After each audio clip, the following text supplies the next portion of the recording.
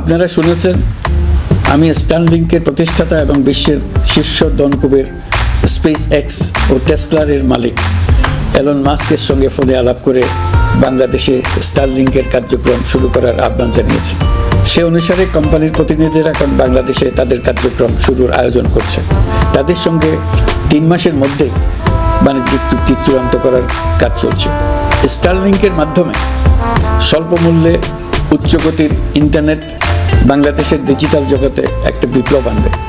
Starlink সেবা চালু হলে দেশের প্রতিটি গ্রাম, দ্বীপাঞ্চল, দুর্গম পাহাড়ি অঞ্চল অতি উচ্চগতির ইন্টারনেট সেবার আওতায় চলে আসবে। স্টারলিংক চালু হলে ভবিষ্যতে কোনো সরকার ইন্টারনেট সেবা বন্ধ করে মানুষকে আর তথ্যবন্দী করার কোনো সুযোগ পাবে না। বাংলাদেশের প্রতিটি অঞ্চলে বিশ্বমানের শিক্ষা, স্বাস্থ্যসেবা, অর্থনৈতিক ক্ষেত্রে সকল নাগরিকের অংশগ্রহণ নিশ্চিত করা